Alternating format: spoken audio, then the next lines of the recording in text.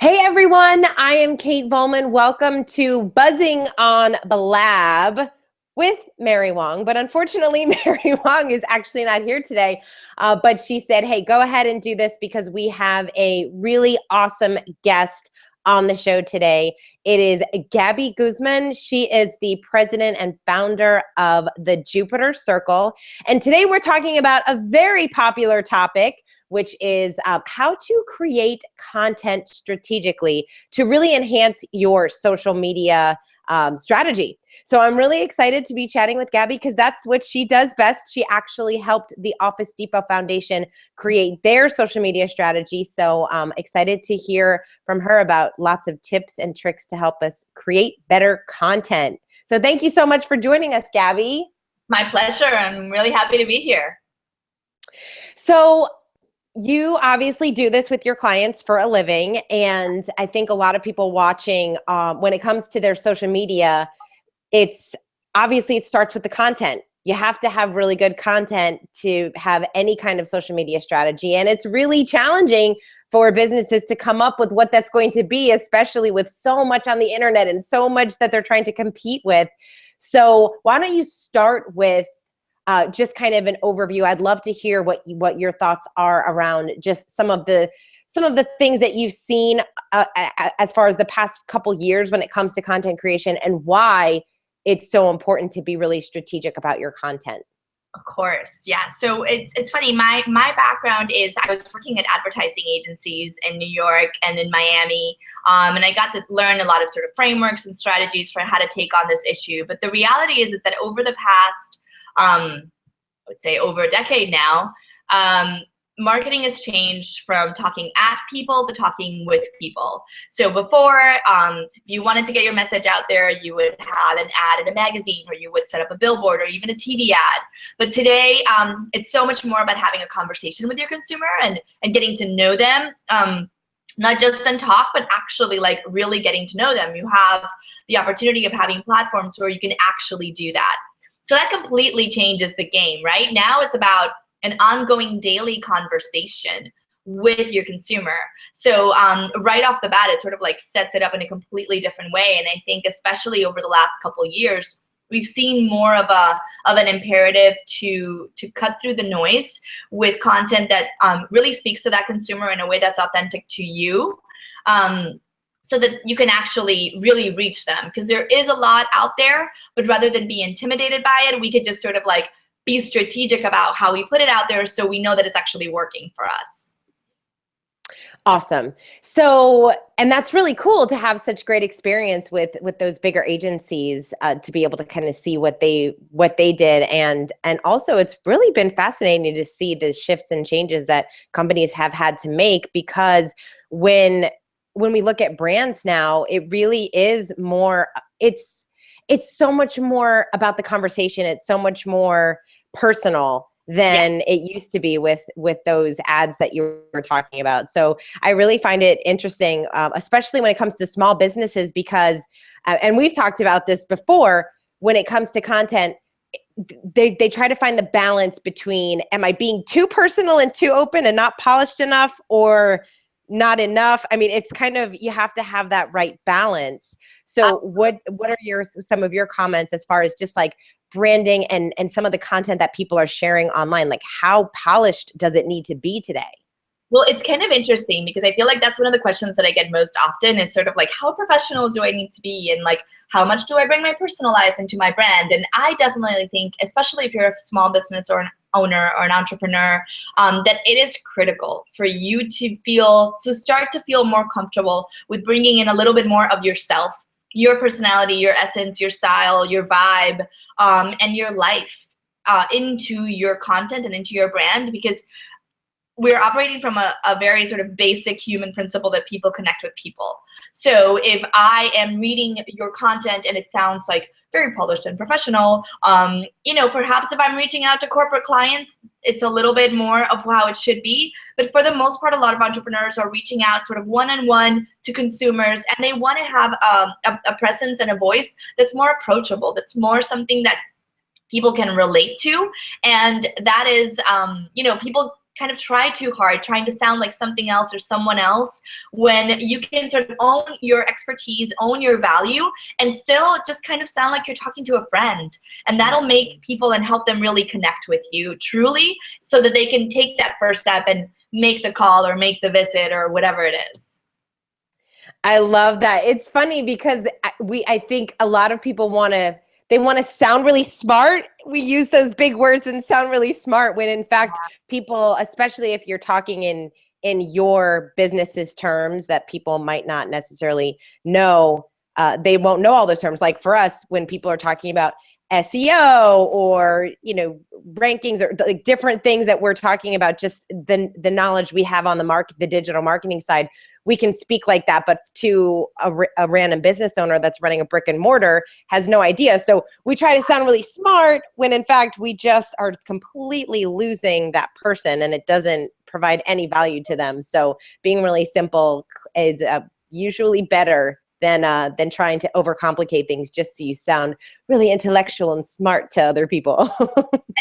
It comes from a really like human place of just like wanting somebody to understand. If you're trying to win over somebody's business by trying to get them to really be clear on the offer, on the value that you're offering, as opposed to like intimidating them and having them feel afraid that they need you, like those are two different places to come from. So, you know, presumably we're coming from a place of like, I have genuine value to offer. Let me tell you about it. And like keep it simple so that people can sort of meet you where they're at. Awesome. All right. So you put together a really fun worksheet for everyone, and you do a lot of different workshops and stuff. So I'm sure you're used to creating this kind of stuff for people to fill out. So for those people watching, we want to make sure that they're leaving today feeling like they can create content more strategically and come up with it not only strategically but also consistently. So what are some of those steps that we can take to start generating this content in a really in a way that is going to provide us content that we can share to our prospects and clients so that they find us really valuable, helpful, and want to follow us on social media?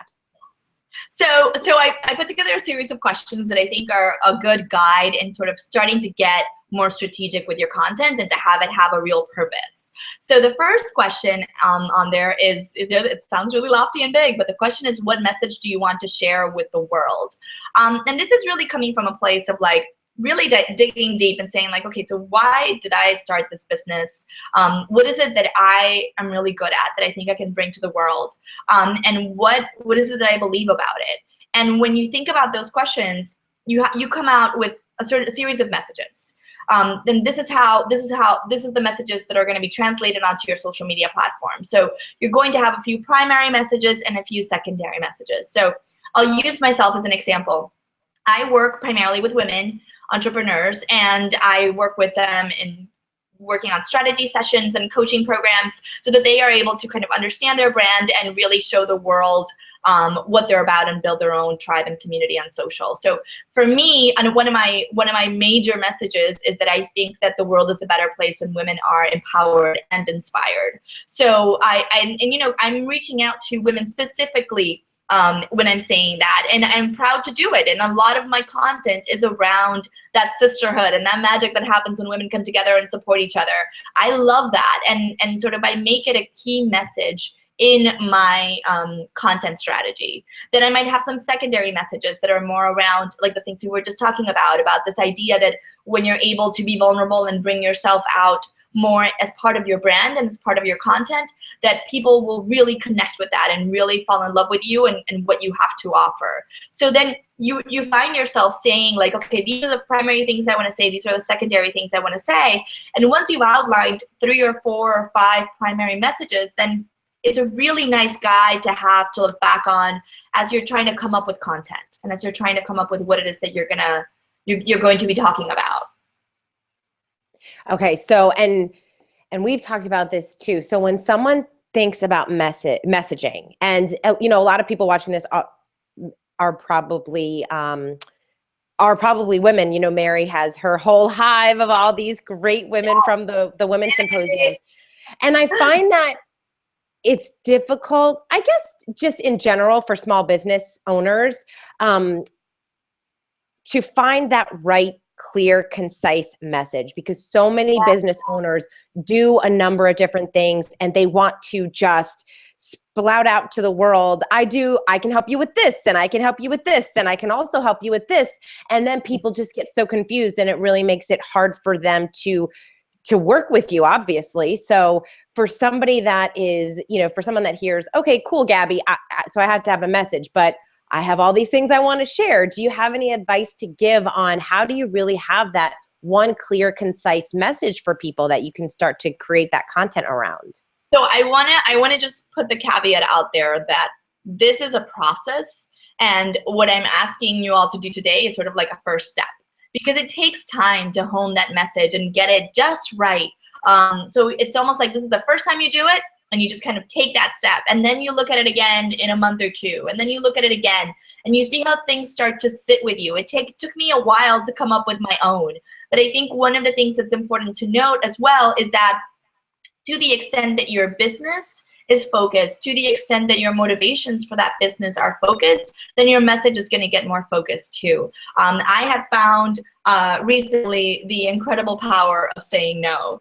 And that's something that I wasn't very used to, but it's incredibly empowering, and I am leading a much more peaceful and like balanced life because of it. So I think that again translates in your messaging. If you are clear on like, these are the services that I offer, and these are the people I'm offering these services to, then your message should start to get focused as well. And you shouldn't try to be all things to all people, because then nobody will know what you do exactly, and that's not a good place to be at.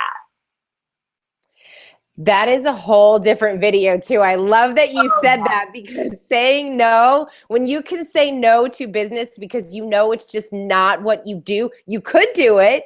You're very capable. You have the knowledge and even the tools, but if it's not what you do, so that is a very good message that I'm sure a lot of people watching this would relate to. So we need to get better at saying no.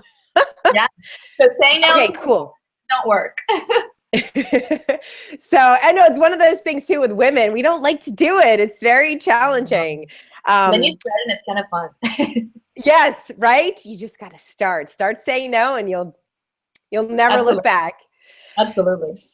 Okay, so you have your core message, that one message. And one of the things that I love too is I love that idea, that's kind of that perfectionism idea. The fact that Gabby just shared, it's a process. Like that's so important, because it's too hard for us to, if we're waiting till we get that message perfect and clear and concise the first time we ever spread it out, we will never share it. So I love that.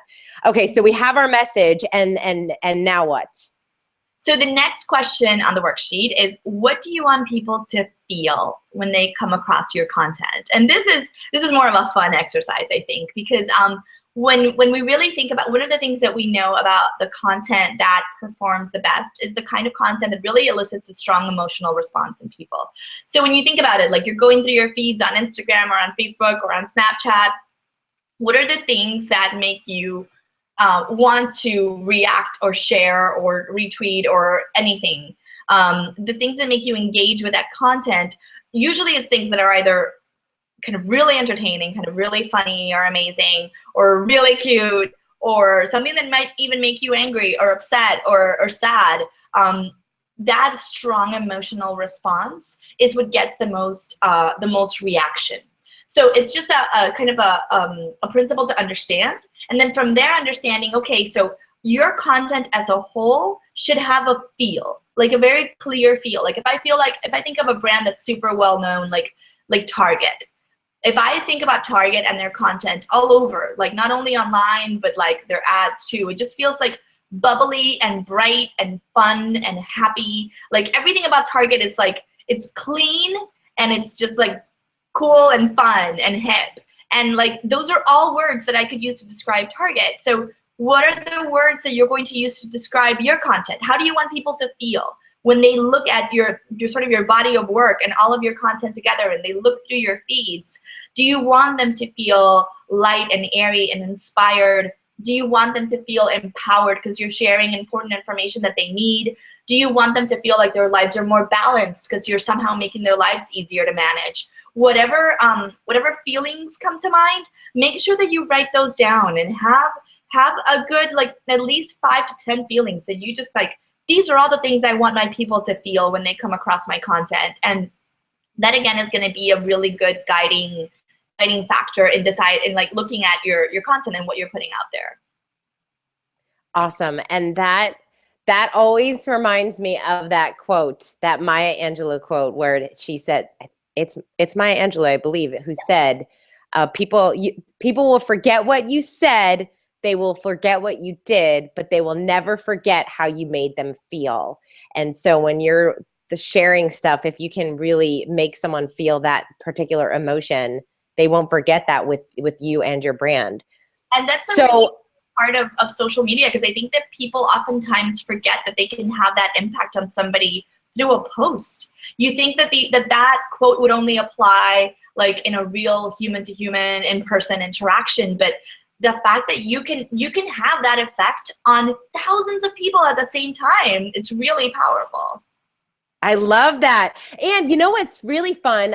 I mean, clearly as a marketer, I do a lot of video marketing. So I think the first time I got a phone call from someone who I had never met in person, and she found my video online, and she said, I watched your video and I thought, she is talking directly to me, and I need to work with you. And that was like the most amazing thing. I finally felt like, whoa, this stuff really works. This is incredible. This woman I've never met, and she's saying that she actually feels like she knows me through a video. So, and for me, that was content through video, and whether it's an article or video or infographic or whatever that is. So that's really fun. Starts to happen when you start to put yourself out there. I think like another good tip could be, we all feel like that about other people, other influencers. So think about how you feel about another influencer, and know that people can feel that way about you too. Yeah, absolutely. Okay, awesome. So you've crafted your message. You know now how you really want to make people feel, and what is next? So the next question is a little bit rough to hear, but it is essentially answering, why should people follow you? And at the end of the day, like, there's a lot of noise, there's a lot going on. We all have to be able to give an answer to that question that we feel strongly about, that we feel solid for. So just to give an example, for me, to me, I feel that the reason people follow me is because they are women entrepreneurs, and they are seeking, and they will get, when they come to my platforms, they will get a sense of empowerment, they will get a sense of inspiration, they will learn tactics, but they also find a community of other women that are really connected with them, and that they can also share and learn from, and be in support of one another in our community. So that's the reason why somebody should follow me, for example. So ultimately, I think it's about, for everyone else, deciding why they should follow you and having an answer to that question. And I know it's sometimes a hard question to ask yourself, but it's an important one, because in a world of so much clutter, it's really getting real with yourself. It's like, what is the value that I'm going to offer in this space? And living up to that. So do you have any advice? I feel like with this one, it's interesting because I almost find that there's a lot of people now are trying to get more followers, build their email list, just get people connected with them, but they're not necessarily providing a lot of value. It's really more about me. And so how can you make that case for why following me without saying, follow me because I'm awesome, I'm great, or check out this piece of content, Yeah, I think it's about like really doing a lot of the pre-work beforehand, in terms of like getting clear with your brand. And this is something that I do a lot with women in these strategy sessions, is really understanding, like, what are your motivations for this business? What's your why? Like, why are you doing this? Why are you doing this versus all the other things you could be doing? What is it inside of you that's making you feel so strongly that this is the thing that you have to bring to the world? And I think coming from that place, every time that you create content, every time that you send out a newsletter, every time that you post something on Instagram, not thinking about it from like a tactical strategy standpoint almost, but like thinking about it from like, I'm living up to this vision of what I said I want to bring to the world, And that's like what's guiding me right now. You can do it strategically, but I think that it's hard to connect with all they feel is like you're using strategies and tactics on them. They think that Right. all you're after is their money instead of like really connecting with other people from a deeper place. Okay, so now that people, once you've really sat down and you've crafted that message, you know how you want someone to make you feel, you're giving them a reason to follow you. I mean, really, if you're creating great content right there, you're giving people a reason to follow you. So let's talk a little bit about how people can execute on this, because I know a lot of people hear great strategies and great ideas, and when it comes down to, okay, but how do I do that? Okay, now I have to create a great image or record that video or come up with that blog post. So let's talk a little bit for somebody watching, like, okay, I'm ready, I'm done, but now what? How do I create these So things? one critical step in defining a content strategy is thinking about, okay, so what kind of content are you going to be sharing? How are you going to tell the story that you defined at the top, right? So one way to think about it is through question number 4, where I have outlined a number of different content categories that you could choose from. And I do recommend that people choose the top 3 to 4 and then focus on 2 primarily. But I'll just kind of quickly go through all of them so everybody's clear on what they mean. So the first is inspirational. So an inspirational is a pretty wide bucket, but because it could be anything from like a beautiful sunset to a quote, or just something that makes people feel good, like whatever makes you feel good and excited about life, whether it's like a story or anything like that, that would fall under inspirational.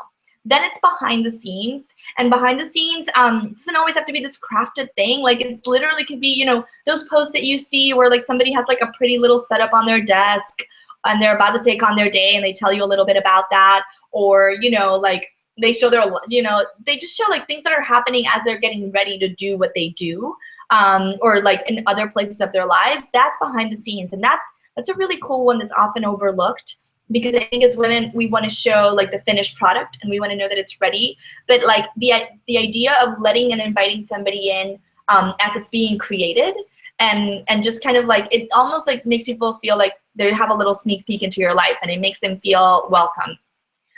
Then we have user-generated content or community content. So this would be like resharing content from your community about you. So for example, after the Office Depot Foundation's Women's Symposium, any photos that other people took about at the event, should Office Depot Foundation have reshared those photos, that would fall under user-generated or community. Then we have promotional content, which ultimately at the end of the day, you're selling a service or a product. You're probably doing, it doesn't have to be done in a super salesy, obnoxious way. There are subtle ways of doing it, but certainly a piece of your content is going to be like letting the world know what it is you do, right? And that it's happening, or there's a special event or whatever. Then we have educational, and then that's content that's truly just about like teaching people something. So it could be anything from like little how-to videos to teach you a craft, or it could be like, 5 strategies to rock your business development. Like whenever you're sharing content that's teaching people something, that's educational. Then we have entertaining, which is like just as it says. I don't know if anybody follows this guy, this hilarious man on Instagram. His name is The Fat Jewish. And like all he does is share like hilarious memes. Like that's a straight up entertaining profile. Then we have curated, and curated is interesting. A lot of Instagram accounts these days are purely curated, where what they'll do is that they'll find images in other places that they admire, they can help tell their story, and they will share those. Rule of thumb here is to always credit those sources, but that's something that is just kind of fair game in the interwebs. And then finally, personal, which we were talking about a little bit earlier that we touched on, and it's that idea of like, to the extent that you're willing and able to show your community as part of your brand a little bit more about what your personal life looks like. So you get into questions of, am I okay with showing people, am I okay with my friends being part of my brand? Am I okay with my family being part of my brand in any capacity? For some people, it'll just be like, I mention them from time to time, but I never post photos about them. And for other people are like, their family is their brand. So there's like all that spectrum in between. So I definitely recommend that, like, if you hear all of these explanations for these categories and you say like, okay, it sounds like I'm living more in like the inspirational educational space, and then like think about two other potential categories that are going to be sort of supportive categories to those top ones. And when it comes to curating content, yeah, because I think that some companies, they could definitely benefit from this, whether it's curating their clients' content or stuff from the maybe some strategic alliances that they work within the same kind of group of business owners. Do you recommend not only citing the source, but what do you recommend as far as when people share? Like if someone's sharing an article on LinkedIn, do you recommend that they share their own ideas about that article or just share the article? I think unless you are a computer and you are an aggregator of sources, every single time that you share something that you didn't produce or create, absolutely add your insights and your ideas and your like what, even if it's like, these are questions that reading this sparked for me, or this is why I'm sharing this. I think that people follow you because they want to hear from you. They don't want to like you to aggregate the news for them. They want to hear from you. So whether you are sharing an article on LinkedIn or whether you are curating a photo on Instagram, have that sharing have a purpose. Share a little bit of the context of why that meant something to you, or share a little bit of a context of like a partnership that you're having with somebody, or like sort of why did you do it? Did that image just call to you today because you really needed it, because you were having a crappy day and all of a sudden this beautiful photo just inspired you? Say it. But don't assume that people are in your head and know. Like, people want to hear you say it. So when it comes to content, the actual creation of the content, do you have any tools that you could share that you use or that your clients use for the actual creation of them? I know especially most social media sites are very visual. You have to have really pretty pieces of content to share. So for those of us who may not have a big team or a graphic designer, are there some good resources that you have to share to actually create these visually appealing images to share? So my absolute favorite platform to create visuals is called canva.com, canva.com. It's like, it will make you look like a graphic designer. It's beautiful. They have like it's the best one. I use it every single day. You can upload your own photos. You can upload your logo, and they have preset templates. So you literally just plug in. It's already like sized and spaced out, because like, I'm not a graphic designer. I know when something looks good, but I'm not a graphic designer. So that's been a lifesaver. And I think if you're ready to sort of like up the ante a little bit, one of my favorite apps, it's just a mobile app, it's called A Color Story. And it is so amazing. Like, they just have like all of these different like filters. You can have like little light leaks on your photo, and you could have kind of like a little color tint. Like, it just makes it really beautiful.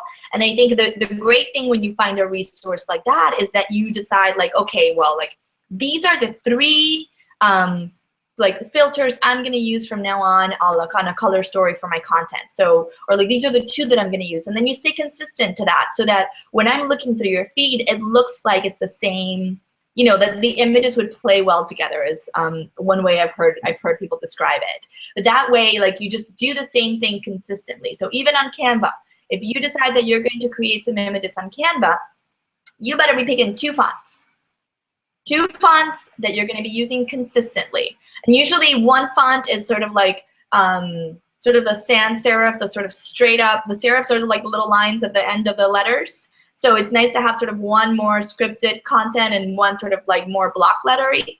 But when you do that, just make sure that you're consistent, because that is what builds a cohesive brand that people feel is legitimate and that they can trust, is that when you are sort of showing up in the same way over and over again. I just downloaded that app, Yes. A Color Story, so I'm super excited to try it out. Yes.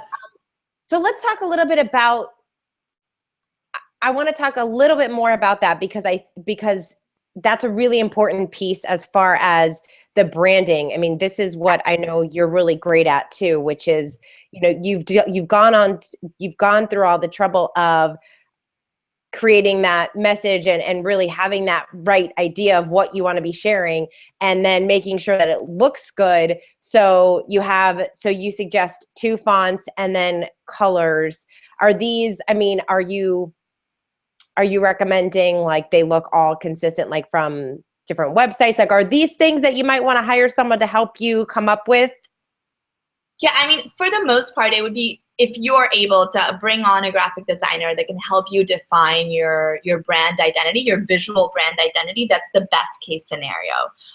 If you're not in a position to do it, then pick 2 colors, 2 or 3 colors, and pick 2 fonts that feel like you, and just make sure to use those consistently. Make sure that those are showing up on your website. Make sure that those are showing up in the graphics that you're creating on social media. Make sure that those are showing up in the documents that you create for your business. Because again, we operate under a little framework that says consistency plus authenticity leads to legitimacy and purpose. So essentially, it's like when you're showing up authentically in the same way over and over again, that's what makes somebody trust you. And that's not just through your words, it's through your visuals as well. So that's what makes somebody trust you and say, okay, she's showing up again and again in the same way. And I feel like she's being really honest. Okay, I trust her. I think she's legitimate. I'm going to buy from her.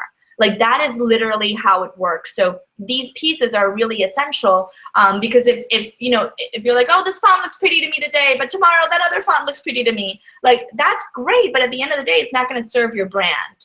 So it helps to sort of really get clear with yourself, like my brand colors, there's like this amazing like sort of coral pink and then this sort of like dirty yellow. And I love those colors and I picked them like a year and a half ago and I still adore them. So like pick something that, that you jive with, that feels like happy to you. And that feels aligned with your brand and the messaging that you want to send. There's all sorts of like sort of websites out there that you can research sort of like color psychology and learn all about those kinds of things. And if anybody's interested, we actually, myself and my partner Nadia Payano, we have a whole weekend workshop that we do called Branding Goldman, where we get into like all of it as well. Awesome. All right, cool. So do you have any last minute tips or things that you just really feel like maybe you get these same questions over and over, or you're just like, before we end this interview, I really need to share this one thing that I get so frustrated by, or that I feel like a lot of people are maybe doing wrong? So here's one thing that I would say across the board is I'm always shocked that people don't already do, but I would say I recommend that you block off at least an hour of your calendar every week to think about your content. So for me, that happens on Sunday evenings. So I'll give you a sense of how that goes. I look at my week and I say, okay, these are the events that are coming up this week. These are potential content opportunities. Okay. And then, I have a workshop coming up in 2 weeks, so I have to be promoting that, and sort of like literally sit and think about what's coming up and plan your content out in advance. And if you have the tools, schedule it out. So I use a tool to schedule on Instagram called Schedugram. And then I also use Sprout Social. So with those tools, I'm able to sort of set up my content in advance. And it doesn't mean that there aren't going to be like spontaneous opportunities for content. Of course there are. And you'll share in the moment, but you won't have that stress on Thursday, like, oh my God, I haven't posted all week and I'm freaking out, like, because you thought about it on Sunday, right? Or whenever you decided to sit down. But even another little trick that I've done is that, like, if I'm going to go to an event, there's a good chance I already have some sense of what kind of copy I'm going to post when I go to that event. So sometimes I'll literally like write it in my notes, like, this is the copy for that and all the hashtags. I'll take a picture at the event and all I need to do is copy paste from my notes and there's the post. So there's so much power in just planning, and like you can get pretty far in an hour. So just give yourself that time every week so you can actually be strategic, because it's really hard to be strategic in the moment. Until it becomes second nature to you, give yourself, like, honor that time, give yourself an hour a week to think about your content and sort of schedule out as much as you can. Awesome. I love it. So Gabby, where can people find out more about you and your workshops and all of your fabulousness? Awesome. So, okay, so you can go to thejupitercircle.com. It has the latest information on any workshops coming up or anything. And also, I'm a really big fan of Instagram, so that is where I like to play. So you can follow me there at the Jupiter Circle, and please say hi. Awesome. Well, thank you so much. You shared so many great resources, and thanks for putting together that awesome worksheet. I am looking forward to seeing some of these, some people's content. In fact, they should totally post it in the Women's Symposium Facebook page, especially if they go into Canva and create any kind of image. We would love to see it because that tool is incredible. So thank you for sharing all of those really great resources, and we look forward to seeing you soon. Thanks. Thanks. Bye, guys.